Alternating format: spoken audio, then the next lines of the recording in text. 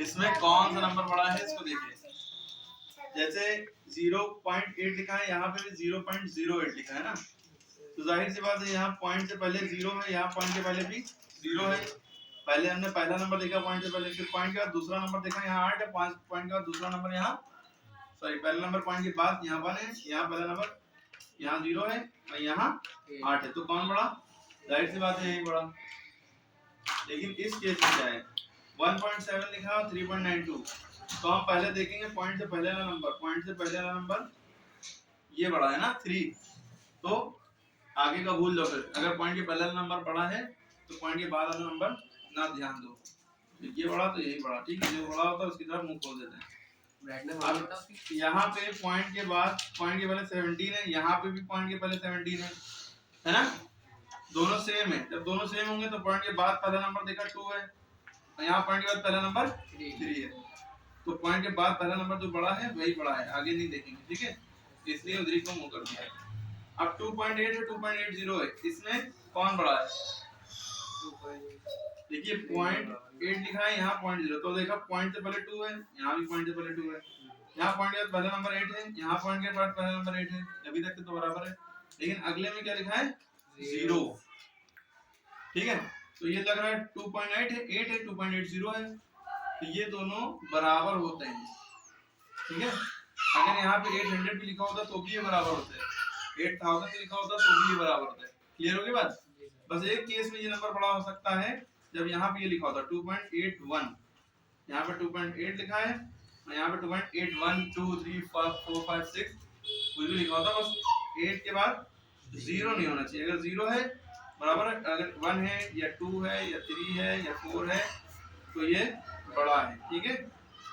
खाली एक केस में, मतलब इसी केस में ये बड़ा है कि इसके बाद अगर कोई और नंबर है 0 के अलावा, वरना चाहे जितने 0 लगा लो, हजारों 0 है, बराबर ही है, ठीक है, ये लॉजिक है। उसके बाद आपको याद रखना है, जैसे हमने कहा बता दिया 0.00 0.089 और यहाँ पे सवाल है 1.5, कौन बड़ा? 1.5, ठीक है। पॉइंट के पहले वाला नंबर हमने देखा ये 0 है, पॉइंट के पहले यहाँ 1 है, पॉइंट के पहले वाले पे फोकस करते हैं। अगर लेकिन यहाँ पे भी अगर 0 होता, यहाँ पे जैसे 0.089 है, यहाँ पे होता 0.098। अब बताओ 98 वाला बड़ा, क्योंकि पॉइंट के पहले 0, यहाँ पॉइंट के पहले 0, फिर पॉइंट के बाद पहला नंबर 0, पॉइंट के बाद पहला नंबर 0, पॉइंट का दूसरा नंबर 8, लेकिन पॉइंट का दूसरा नंबर 9, तो ये बड़ा। भले यहाँ से एक कम होता 0.09 होता है ना, और ये 0.089 है, तो भी यही बड़ा, क्योंकि पॉइंट के बाद जो प्रेफरेंस हम देते हैं वैसे देते हैं। अच्छा देखो एक सवाल, जैसे 2.8965, ठीक है, यहाँ पे भी है 2.4 या 2.9 है, यहाँ पे क्या है? कौन बड़ा? 2.9 बड़ा, ठीक है। क्यों?